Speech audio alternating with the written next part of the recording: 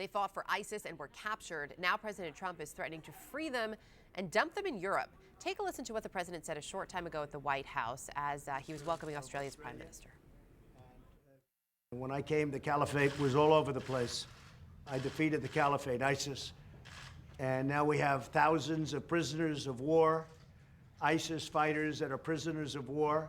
And we're asking the countries from which they came, Scott, from Europe, we're asking them to take back these prisoners of war. And they can try them, do what they want. So far, they've refused. And at some point, I'm going to have to say, I'm sorry, but you either take them back or we're going to let them go at your border. Washington Post columnist and CNN political analyst Josh Rogin joins us now. So Josh, first put this in perspective for us here. How many ISIS fighters are we talking about that have been detained or are being detained at this point by the U.S., and where are they? Sure. I mean, the problem that President Trump is identifying here is a real one. You know, following the destruction of the caliphate, there are about 70,000 ISIS family members in a camp in northern Syria just sitting there in squalor.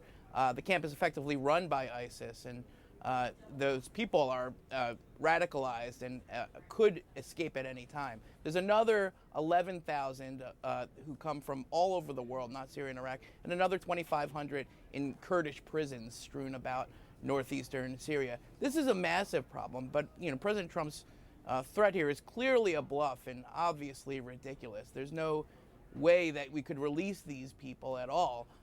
But again, the point he's making that European countries have a responsibility to deal with this, especially for citizens that came from their countries in the first place, is basically right.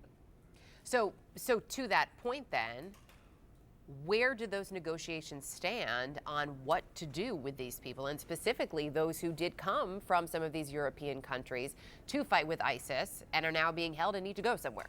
Right. Ideally, you would want a U.S. president who would talk to these countries and figure out what their grievances are and find a way to address them rather than threatening them with thousands of terrorist attacks, which is not going to work, right? But basically, this is managed at the State Department level, and the negotiations are going nowhere. There is no plan to deal with these people.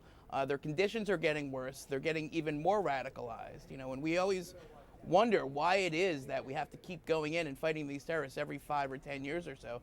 And this is the reason. It's because we've gotten very good at killing people on the battlefield, but we stink at dealing with what comes next. And it's the same group of people who are recruiting from the same pool of very disadvantaged, very poor, suffering civilians. And if we don't deal with this, these people will surely come back and reestablish the caliphate, and then we'll have to go back in there and fight them all over again.